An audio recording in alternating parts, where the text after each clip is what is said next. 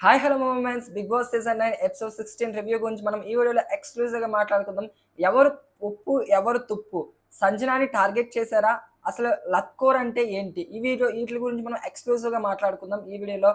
మన వీడియోని ఎవరైనా ఫస్ట్ టైం విజిట్ చేస్తున్నారా, నాకు తెలిసి ఫస్ట్ టైం చూస్తున్నారు కదా.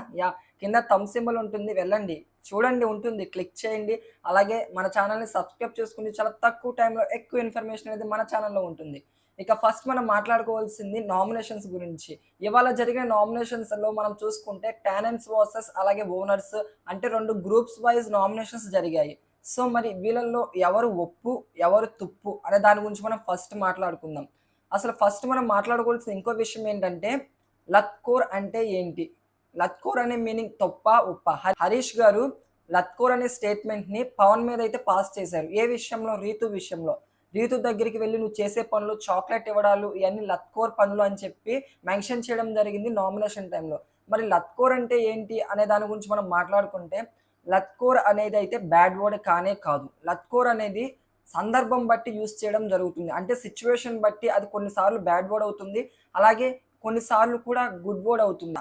కొంతమంది లత్కోర్ పనులు చేయమాకు, లత్కోర్ యాషాలు ఆపు అంటే చెడ్డ పనులు. లత్కోర్ మీన్స్ ఈక్వల్ టు చెడ్డ, కొంచెం చేయకూడని పనులు చేస్తున్న టైంలో లత్కోర్ అనే వర్డ్ అయితే యూజ్ చేయడం జరుగుతుంది. ఈ లత్కోర్ అనే వర్డ్ గురించి మనం మాట్లాడుకుంటే అంతగా డిస్కషన్ చేయాల్సిన అవసరం అయితే ఇదేం లేదు. చాలా చిన్న విషయమే అని నా ఒపీనియన్. మరి మీ యొక్క ఒపీనియన్ ఏంటో ఖచ్చితంగా తెలపండి. డేమన్ పవన్ ఆ రీతు వీరిద్దరి మధ్య జరుగుతున్న కన్వర్జేషన్ కూడా ఇలాగే ఉంది. ఆ రీతు ఆ ఏడవడం ఏంటో, పవన్ వెళ్ళి ఓదార్చడం ఏంటో, మళ్ళీ కళ్యాణ్ దగ్గర ఏడవడం ఏంటో, కళ్యాణ్ ఓదార్చడం ఏంటో, వీళ్ళు ఒక లవ్ ట్రాక్‌ని నడుపుతున్నారని చెప్పి మనకే డౌట్ వస్తుంది బయట చూసే ఆడియన్స్‌కి. మరి హౌస్‌లో వాళ్ళు ఫేస్ చేస్తున్నప్పుడు హౌస్‌మేట్స్‌కి ఆ మాత్రం ఫ్రస్ట్రేషన్ ఉండదా? ఆ విధంగానే మనకి హరీష్ గడ్ అయితే ఒక స్టేట్మెంట్ పాస్ చేయడం జరిగింది, లత్కోర్ అనే స్టేట్మెంట్. మనం మాట్లాడుకోవాల్సింది ఏంటంటే, ఎవరు ఒప్పు, ఎవరు తుప్పు నామినేషన్స్‌లో. టెనెంట్స్ అలాగే వర్సెస్ సెలబ్రిటీస్ అంటే ఓనర్స్ అనమాట. వీళ్ళ గురించి మనం మాట్లాడుకుంటే, ఫస్ట్ మనకి బిగ్ బాస్ టెనెంట్స్‌ని పిలవడం జరిగింది నామినేషన్స్ టైంలో. సో, అందరూ వెళ్ళిన తర్వాత అక్కడ బిగ్ బాస్ ఒక వాయిస్ అనేది ఇవ్వడం జరిగింది. ఏం వాయిస్ ఇచ్చారు? మీరు నామినేషన్ బోర్డ్‌లో మినిమమ్ 5గురి పేర్లయితే ఉంచాలి.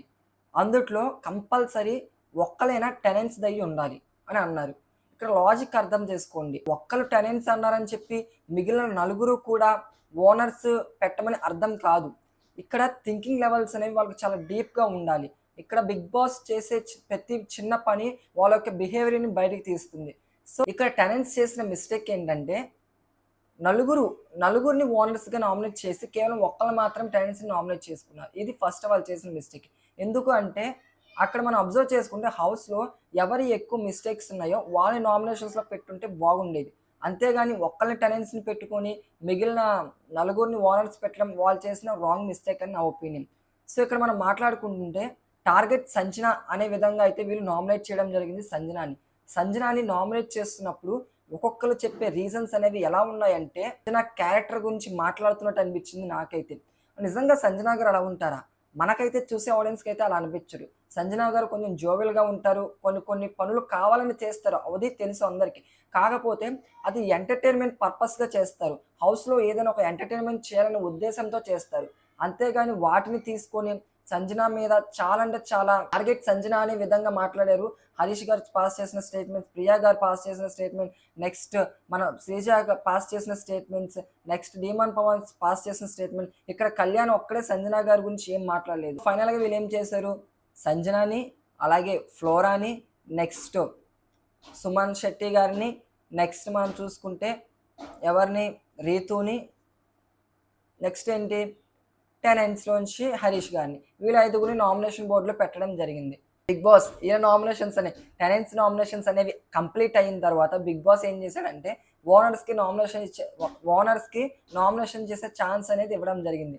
సో, ఇక్కడ మనం అబ్జర్వ్ చేసుకుంటే ఓనర్స్‌కి ఏం చెప్పారంటే, ఎవరినైనా ఇద్దరిని ఆ నామినేషన్ నుంచి స్వాప్ చేసి ఇక్కడ బిగ్ బాస్ ఓనర్స్‌కి ఇచ్చిన బిగ్ ట్విస్ట్ ఏంటంటే, సంజనాని అలాగే సుమంత్‌ని స్వాప్ చేసుకునే పవర్ వీళ్ళకిచ్చి, ఇంకో ముగ్గురినైతే నామినేషన్‌లో పెట్టే పవర్ అయితే ఇవ్వడం జరిగింది. సో, వీళ్ళేం చేశారు?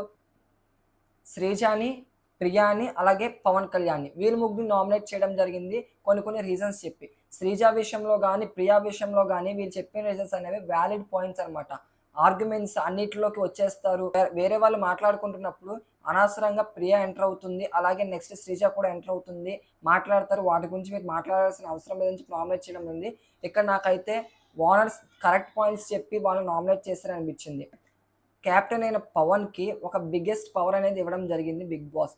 ఇక్కడ ఏం పవర్ ఇచ్చారు? నామినేషన్స్‌లో ఉన్న వాళ్ళని ఒకరిని సేవ్ చేసే పవర్ ఇతనికి ఇచ్చారు. ఎవరికి? పవన్‌కి ఇచ్చారు. కెప్టెన్ పవన్‌కి. కెప్టెన్ పవర్ ఎవరిని సేవ్ చేస్తారని ఎక్స్‌పెక్ట్ చేశారు అందరూ.